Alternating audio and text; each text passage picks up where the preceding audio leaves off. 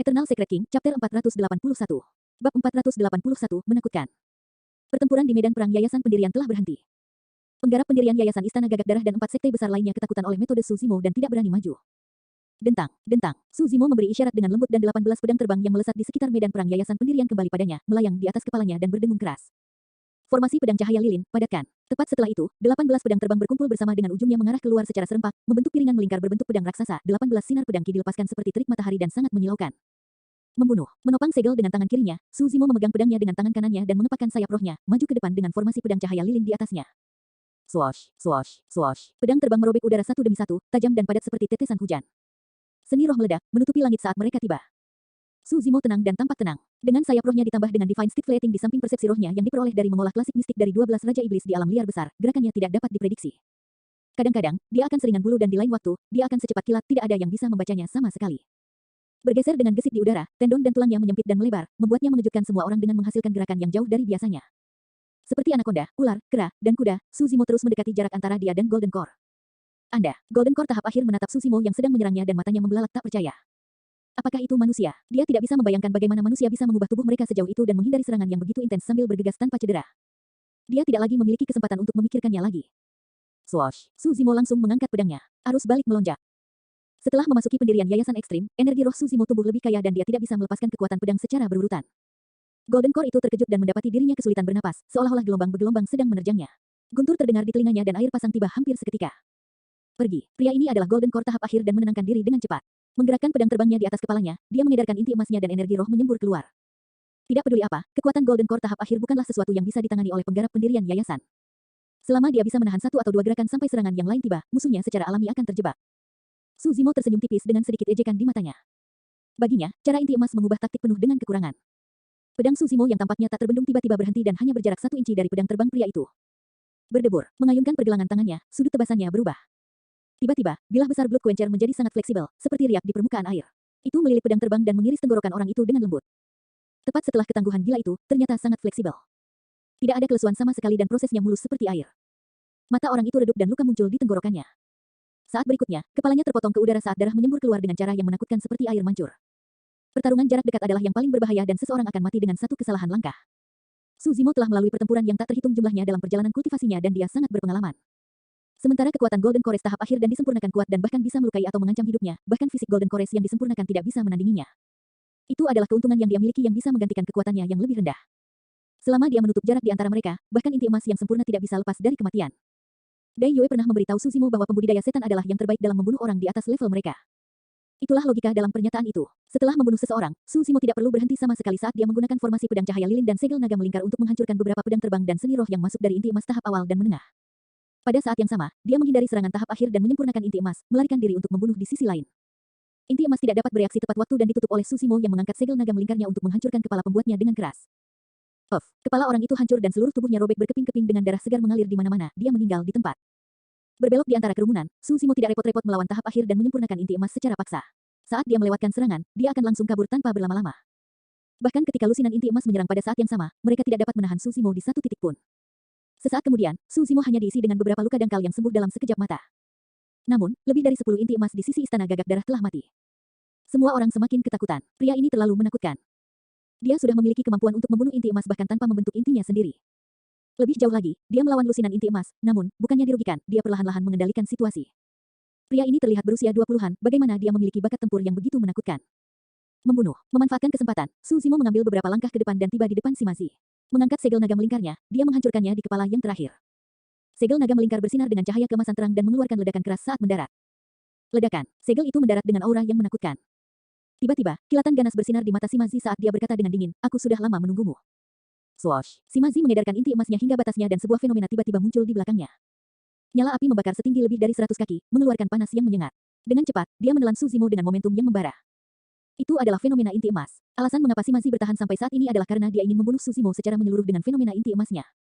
Namun, Suzimo tidak menghindar atau mengelak saat garis keturunannya berpacu. Dia menekan segel naga melingkarnya dengan keras seperti matahari yang terik. Kamu pasti memiliki keinginan mati. Shimazi meraung dan fenomena inti emasnya semakin intensif. Ledakan, segel naga melingkar bertabrakan dengan kekuatan fenomena inti emas dan ledakan yang memekakkan telinga dihasilkan saat kekuatan mereka merajalela. Seketika tabrakan, momentum api benar-benar ditekan oleh Coiling Dragon Seal. Karena dia sangat dekat dengan lautan api, Suzimo hanya bisa menggertakkan giginya dan menahan kobaran api yang masuk. Dia menyalurkan garis keturunan dan energi rohnya untuk melawannya berulang kali. Kedua belah pihak mengerahkan kekuatan mereka. Segel naga melingkar berjarak kurang dari 1 inci dari kepala Sima Zi tetapi tidak bisa turun lebih jauh karena halangan dari fenomena inti emas. Sesaat kemudian, api raksasa membakar, menelan lengan Su Zimo sepenuhnya. Api mendesis. Dalam sekejap, lengan Su Zimo hangus dan dagingnya tercabik-cabik dengan cara yang mengerikan. Sambil mendesah dalam hati, Su Zimo menarik diri dan mundur. Tidak heran mengapa fenomena Golden Core adalah teknik terkuat yang tersedia untuk Golden Core. Bahkan dengan senjata roh bawaannya dan garis keturunan tsunami, dia tidak dapat berhasil menembus pertahanan dari fenomena inti emas. Dengan cepat, Su Zimo menghindari serangan banyak inti emas dan melarikan diri. Lengannya masih terbakar oleh api dan dagingnya sudah berlumuran darah. Tidak ada cara untuk membersihkan fenomena Golden Core kecuali dengan cara ekstrim. Haha, Sima Zi tertawa keras. Sima Zi, lenganmu sudah lumpuh. Belum tentu. Su Zimo mendengus dengan dingin dan menghirup udara dalam-dalam. Laut roh di dantiannya meraung dan garis keturunannya melonjak, meluncur melalui anggota tubuhnya menuju lengannya yang terluka. Ketak, api padam dan asap mengepul. Para pembudidaya menyaksikan dengan mata melebar. Saat berikutnya, sesuatu yang lebih menakutkan terjadi. Daging hitam hangus di lengan Su Zimo perlahan-lahan rontok dan daging segar yang lembut mulai tumbuh dengan kilau yang berkilau. Itu gempar. Eternal Secret King, Chapter 482. Bab 482, Kekaisaran Kian Besar. Ayah, apakah kamu benar-benar hanya akan duduk diam dan menonton? Ji Yaoxue memiliki tatapan menyalahkan di matanya saat dia memandang Kaisar Zhou Agung. Ketegasan di matanya luar biasa dan dia sudah memiliki semacam dominasi yang unik bagi Kaisar. Pertama, Su Zimo adalah dermawan penyelamat hidupku. Mengesampingkan masa lalu, bahkan di medan perang kuno kali ini, aku akan mati di tangan Jun Hao dan yang lainnya jika bukan karena dia. Kedua, dia adalah master penyempurnaan senjata nomor 1 dari Great Zhou dan pasti akan menjadi master penyempurnaan senjata hebat di masa depan dengan pencapaian tak terbatas. Ketiga, dan yang terpenting, dia telah membuka 9 meridian roh dan telah mencapai ranah pendirian yayasan ekstrim yang legendaris. Ini adalah orang kedua dalam sejarah yang melakukannya selain Kaisar Manusia. Apakah teladan seperti itu tidak layak untuk diperhatikan oleh Zhou Agung? 3 kalimat Ji Yaoxue menyebabkan Kaisar terdiam sepenuhnya. Kenyataannya, poin ketiga masih menjadi poin yang paling menyentuh Kaisar. Jika dia dapat mengambil penggarap pendirian yayasan ekstrim di bawah sayapnya, ada kemungkinan besar bahwa dinasti Zhou Agung suatu hari dapat mengalahkan ketiga dinasti lainnya dan memerintah seluruh wilayah utara daratan Tianhuang. Namun, Lord Blood Crow Palace berasal dari ras penyihir, salah satu dari 9 ras primordial. Jika dia salah menangani ini, tidak mungkin seluruh dinasti Zhou Agung dihancurkan menjadi reruntuhan, apalagi menguasai wilayah utara daratan Tianhuang. Lebih dari 10.000 tahun yang lalu, sebuah entitas besar berdiri di sebidang tanah ini, dikenal sebagai Kerajaan Kian Besar. Judul sebuah kerajaan hanya diberikan jika seseorang dapat menguasai semua dinasti dan negara bawahan dari satu wilayah di daratan Tianhuang. Kekuatan Kerajaan Kian Besar jauh lebih besar daripada dinasti Zhou besar saat ini dan wilayahnya lebih luas. Bahkan ada beberapa sekte super di daratan Tianhuang di dalam wilayah Kekaisaran Kian Besar. Bahkan di dalam biara Buddha, 2 di antaranya tinggal di Kekaisaran Kian Besar. Dao Buddhisme sangat mulia di Kekaisaran Kian Besar. Namun, sangat disayangkan bahwa bencana tiba. Hampir dalam semalam, Kekaisaran Kian Besar dibongkar dan bahkan ibu kotanya berubah menjadi reruntuhan. Karena itu, wilayah utara daratan Tianhuang jatuh ke dalam kekacauan dan api perang berkobar di mana-mana. Kehancuran menyebar dan jutaan nyawa hilang dengan mayat berserakan di mana-mana. Sejak saat itu, Kekaisaran Kian Besar menghilang bersama angin. Tempat itu dalam kekacauan dan banyak yang bersaing untuk supremasi. 4 negara bawahan besar menaklukkan banyak tempat dan bangkit dengan cepat, berubah menjadi dinasti Zhou Agung, Sang Agung, Xia Agung, dan Yu Agung di wilayah utara daratan Tianhuang hari ini. Dengan kata lain, keempat dinasti didirikan di atas reruntuhan Kekaisaran Kian Besar. Nenek moyang bencana itu adalah salah satu dari 9 ras primordial. Patriark dinasti Zhou Agung telah hidup selama lebih dari 10.000 tahun dan secara pribadi menyaksikan kehancuran sebuah kerajaan besar. Karena itu, dia melihat primordial Nine Races dengan rasa gentar. Sebagai ahli karakteristik Dharma dan penguasa Dao, tidak sulit bagi Patriark untuk tampil dan mengalahkan penguasa istana gagak darah yang berada di Void Reversion. Namun, jika dia mendatangkan murka dari keberadaan yang menakutkan seperti tokoh perkasa atau Patriark dari ras penyihir. Bahkan jika ada 10 dinasti Zhou besar, mereka semua harus dihancurkan. Pertarungan menjadi lebih intens dan segala sesuatunya tidak terlihat baik di sisi Ethereal Peak, juga sulit bagi Su Zimo untuk mempertahankan benteng sendirian. Tidak peduli seberapa kuat dia tidak dapat mempengaruhi arah kemenangan untuk medan perang Naschen Sol dan karena itu, dia tidak dapat menentukan nasib untuk Ethereal Peak. Ji Yaoxue cemas. Ketika dia melihat ayahnya tetap diam, seolah-olah sedang mengenang sesuatu, dia tidak bisa menahan diri untuk berkata, "Ayah, apa yang kamu ragukan? Jika Anda tidak dapat membuat keputusan, bagaimana kalau mengirim pesan ke Patriark Zhou Agung dan memintanya untuk membuat keputusan?" Kembali ke akal sehatnya, Kaisar menggelengkan kepalanya dan menjawab dengan tegas, "Patriark pasti tidak akan menyetujui ini." "Bagaimana kamu tahu jika kamu belum mencoba?" Dia menatap ayahnya tanpa berkedip. Kaisar dapat dengan jelas merasakan kecemasan dan kekhawatiran di dalam hati Ji Yaoxue. Namun, dia mencoba yang terbaik untuk mengendalikan dirinya dan dia juga tidak menyinggung melalui kata-katanya. Dia menghela nafas secara internal. Sebenarnya, di antara generasi muda, yang paling mirip dengannya dan paling berpotensi menjadi kaisar bukanlah banyak pangeran, tetapi putrinya ini. Namun, Ji Yaoxue adalah seorang wanita dan tidak dapat mewarisi warisannya. Saya akui bahwa Su Zimo adalah teladan yang belum pernah terjadi sebelumnya yang berhasil mencapai ranah pendirian yayasan ekstrim, kedua setelah Kaisar Manusia. Pencapaiannya di masa depan tidak dapat diprediksi, tapi... Kaisar mengubah topik pembicaraan dan berkata dengan dalam, Su Zimo akan mati dan dia tidak punya masa depan. Dengan demikian, prestasi apa yang harus kita bicarakan? Kali ini, baik Ethereal Peak dan Su Zimo terjebak dalam malapetaka ini dan saya tidak dapat memikirkan cara apapun di mana Ethereal Peak dapat keluar dari situasi ini. Ji Yaoxue berkata dengan sedikit terengah-engah, tidak ada yang mutlak. Kaisar menjawab dengan muram, jika Su Zimo berhasil mengatasi malapetaka ini, maka... Dia tidak melanjutkan tetapi hanya mengangkat kepalanya dan menatap Ji Yaoxue dalam-dalam. Pada saat itu, dia membuat keputusan di benaknya. Jika Su Zimo bisa selamat dari malapetaka ini, dia akan melawan segala rintangan dan menyerahkan tahta ke Ji Yaoxue. Di sisi lain hutan, tidak ada kesempatan tersisa. Gusi menggelengkan kepalanya, karena orang itu tidak datang, sudah berakhir untuk Ethereal Peak. Bibigu, cara apa lagi untuk menyelamatkannya? Demones Ji mengerutkan kening dalam-dalam. Saya berada di tahap akhir Naschen Sol dan bahkan jika saya masuk, yang paling bisa saya lakukan adalah membantu menstabilkan medan perang Naschen Sol. Namun, binatang tua dari puncak Ethereal di atas awan tidak dapat bertahan lagi. Gusi menjawab dengan menyesal, sayang sekali bahwa sebagai orang kedua dalam sejarah yang mencapai ranah pendirian Yayasan Ekstrim, Susimo akan mati tanpa kesempatan untuk tumbuh lebih jauh. Mata Demones Ji meredup, Gusi menghela nafas. Kesan yang ditinggalkan di dunia kultivasi oleh bencana 10.000 tahun yang lalu itu terlalu dalam. Tidak ada pembudidaya atau sekte yang mau membuat musuh sekuat ras penyihir hanya demi puncak Ethereal. Di bawah puncak Ethereal, darah mengalir di sungai dan mayat-mayat ditumpuk seperti gunung. Di medan perang Golden Core, Susimo memanfaatkan fisiknya yang kuat dan teknik gerakan yang menakutkan untuk bertahan dalam pertarungan terus-menerus, memastikan mereka tidak kalah.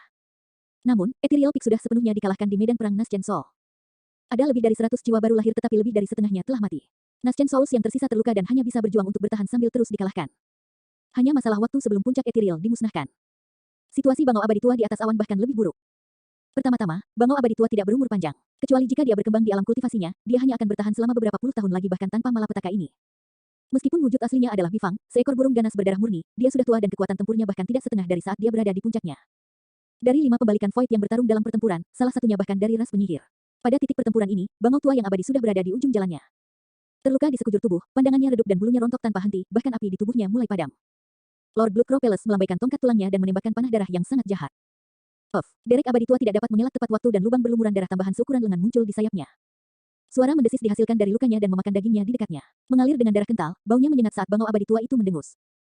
Segera setelah itu, serangan dari 4 Void Reversion yang tersisa mendarat di Bangau Abadi yang lama. Puff. 2 luka lagi muncul di tubuhnya dan darah menyembur seperti aliran.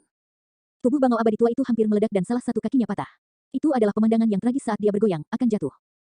Derek Abadi Tua telah melindungi puncak Ethereal selama ribuan tahun sejak guru pendiri meninggal dunia. Dia benar-benar telah memberikan segalanya dan berjuang sampai saat terakhir tanpa mundur. Semua orang dari Ethereal Peak patah hati saat melihat itu. Derek Senior, Master Sekte Ling Yun berseru dengan sedih. Hasilnya diputuskan, saat Bangau Tua Abadi jatuh, semua pembudidaya puncak Ethereal lainnya akan mirip dengan ikan di atas talenan, tidak berdaya untuk disembelih. Fufu, Tuan Bloodcrow mencibir, binatang tua, aku sudah memberitahumu. Hari ini, saya akan membantai puncak Ethereal dari atas ke bawah, tidak meninggalkan siapapun yang hidup. Eternal Secret King, Chapter 483. Bab 483, pria berjubah hitam. Tidak meninggalkan siapapun hidup-hidup. Tiba-tiba, suara lain terdengar dari atas awan. Itu dalam dan sedikit serak. Meskipun tidak keras, itu bergema di telinga semua orang. Siapa yang berani muncul pada saat seperti itu? Semua pembudidaya melihat secara naluriah. Dari cakrawala, seorang pria berjubah hitam berjalan dengan tidak tergesa-gesa. Awalnya, itu hanya sosok buram. Namun, dia tiba dalam sekejap mata. Semua orang di medan perang terkejut. Orang itu berjalan sangat lambat seolah-olah dia sedang berjalan-jalan santai. Namun, dengan tiba secara instan, dia menciptakan dampak visual yang kuat. Sekarang dia begitu dekat, semua orang akhirnya bisa melihat dengan jelas. Dia memiliki rambut hitam panjang sebahu yang jatuh bebas seperti air terjun. Wajahnya sangat tajam dan miring dan dia memiliki ekspresi dingin, memancarkan aura yang sama dinginnya. Untuk beberapa alasan, setelah pria berjubah hitam muncul, semua orang di pria berjubah hitam, termasuk 5 Void Reversions di atas awan, merasakan gentar. Tidak ada alasan di balik itu. Mereka hanya merasa takut dan gentar saat melihat pria itu. Baik itu medan perang Golden Core, Naschen Sol, atau Void Reversion, semua pembudidaya menghentikan apa yang mereka lakukan dan melihat ke atas secara naluriah. Kamu sudah datang. Derek Abadi Tua memiliki ekspresi yang bertentangan dan menghela nafas dengan lembut ketika dia melihat siapa itu. Jelas dari nada Bangau Tua yang abadi bahwa dia mengenal orang itu. Semua orang dari puncak Ethereal, termasuk Master Sekte Ling Yun, Linglung. Itu dia. Tiba-tiba, di antara lusinan Ethereal Peak Naschen Souls yang tersisa, seorang lelaki tua yang jelas berada di akhir hidupnya berseru, memelototi pria berjubah hitam dengan matanya yang keruh. Dia kembali. Orang tua Naschen Soul menggigil secara emosional. Yi kecil, umurmu masih 3 tahun. Mengalihkan pandangannya, pria berjubah hitam itu menatap pria tua Naschen Soul dan berkata dengan tenang. Yi kecil, Su Zimo dan kultivator generasi muda lainnya bingung. Namun, Master Sekte Ling Yun, Xuan Yi dan yang lainnya bergidik. Nama jiwa yang baru lahir itu adalah Ning Yi dan selain Bangau Abadi Tua, dia adalah tetua agung puncak Ethereal tertua dengan umur lebih dari 1000 tahun. Golden Cores memiliki rentang hidup 500 tahun. Naschen Souls memiliki rentang hidup 1000 tahun. Pengembalian Void memiliki rentang hidup 5000 tahun. Hampir semua pembudidaya dalam generasi lelaki tua Naschen Soul itu telah meninggal karena usia tua, meninggalkannya. Jika pria berjubah hitam di depan mereka menyebut Grand Elder Ning Yi sebagai Little Yi, bukankah itu berarti dia bahkan lebih tua dari yang terakhir? Pria berjubah hitam seharusnya adalah seseorang dari lebih dari 1000 tahun yang lalu dan itulah mengapa generasi dari Ling Yun dan seterusnya tidak mengenalinya. Jantung Ling Yun berdetak kencang saat dia melihat reaksi Bangau Abadi Tua dan Penatua Ning Yi, seolah-olah dia mengingat sesuatu. Mungkinkah itu dia? Xuan Yi dan Golden Core lainnya tersentak, saling bertukar pandang, mereka sudah menebaknya. Di luar puncak Ethereal, Ji Yaoxue menatap pendatang baru itu dengan ekspresi bingung dan menoleh untuk bertanya, ayah, siapa itu? Dia tampaknya memiliki semacam hubungan dengan Ethereal Peak dan agak tangguh. Aku tidak mengenalinya. Kaisar menggelengkan kepalanya. Tiba-tiba, jantungnya berdetak kencang saat dia memikirkan seseorang. Seseorang yang belum pernah dia lihat sebelumnya tetapi pernah dia dengar dari legenda. Kaisar bergumam, mungkin dia satu-satunya yang tidak peduli dengan ras penyihir. Di sisi lain, Gusi dan Demones Ji menghela nafas lega ketika mereka melihat pria berjubah hitam itu muncul. Bertepuk tangan, Demones Ji tertawa. Hehe, senior ini masih memilih untuk tampil. Gusi berkata, dengan dia, tidak ada yang perlu dikhawatirkan untuk medan perang Void Reversion. Jika saya melangkah untuk menstabilkan medan perang Naschen Sol, mereka harus mampu mengatasi bencana ini. Aku tidak akan pergi karena ayah mengawasi dari sisi lain, Demones Ji berkedip. Gusi mengangguk dan mengeluarkan topeng dari tas penyimpanannya. Mengenakannya di wajahnya, dia berubah menjadi orang lain dan menuju ke medan perang.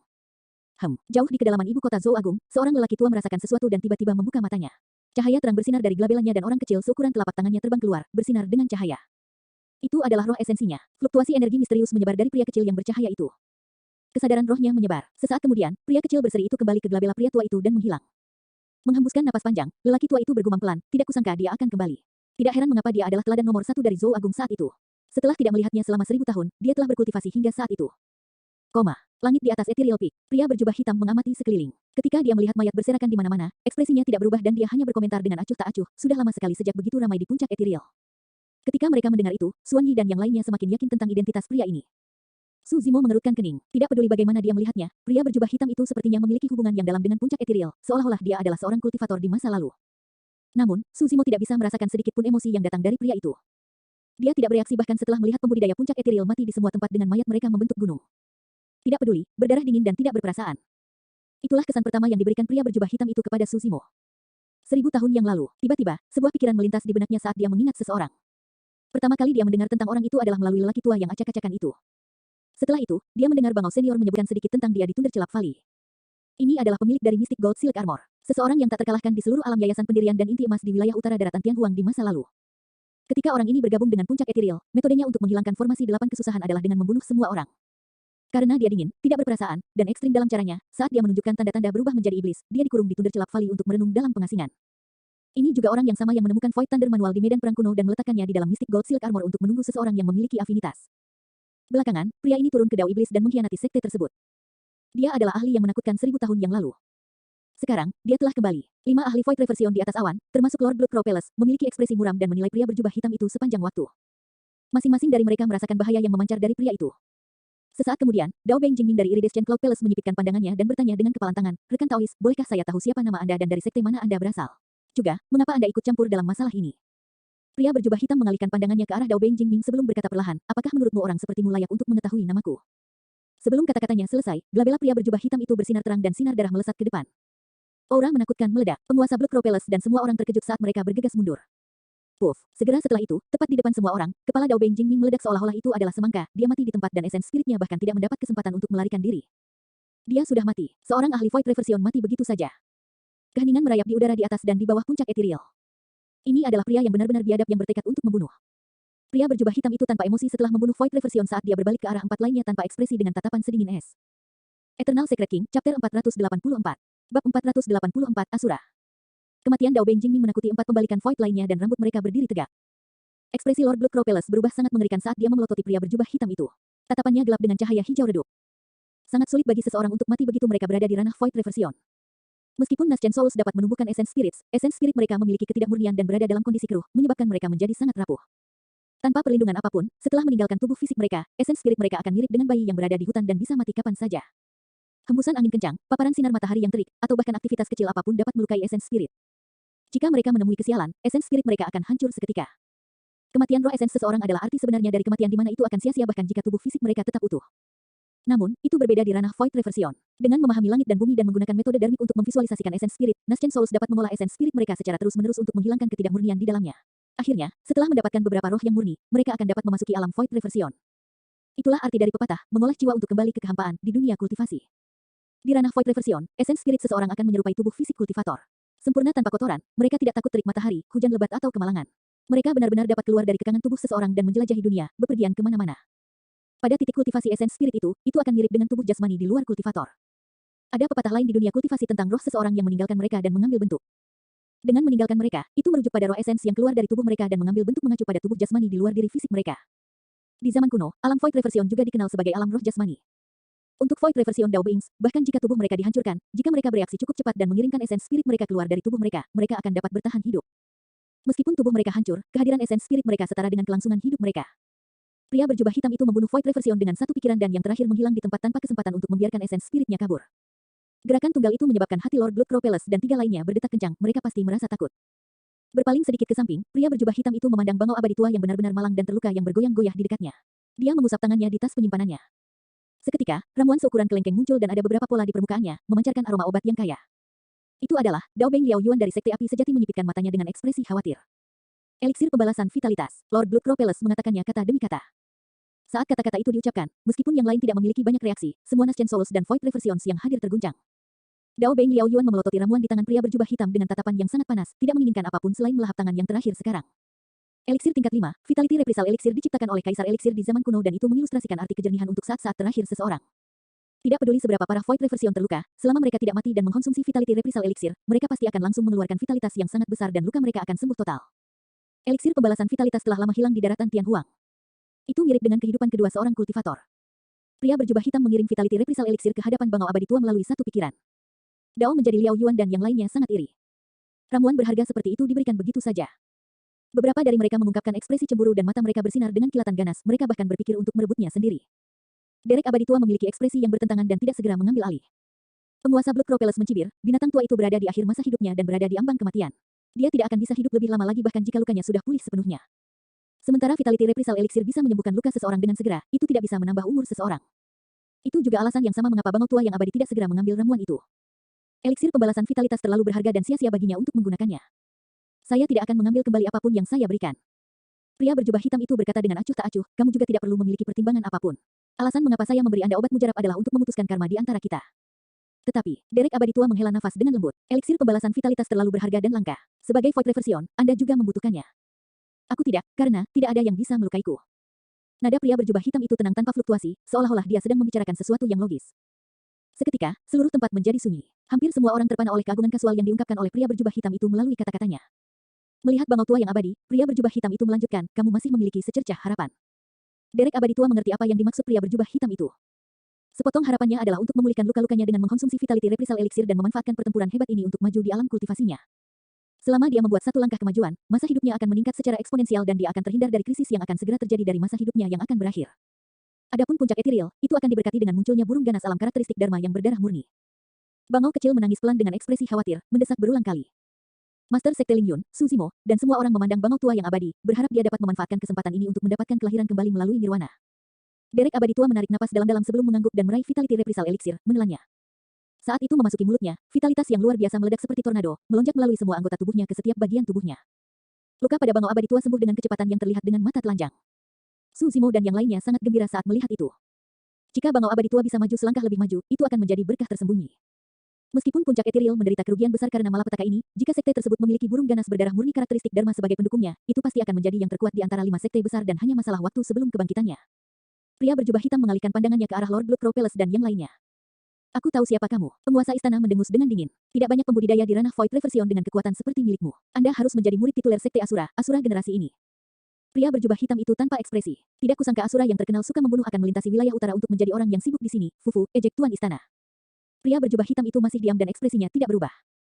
Penguasa istana mencengkeram tinjunya dan menekan niat membunuh di dalam hatinya, berkata dengan muram, Asura, karena kamu bersikeras ikut campur dalam masalah ini, aku bisa mundur selangkah. Namun, orang itu harus pergi bersamaku. Dia menunjuk ke arah Susimo yang berada di bawah puncak etiril.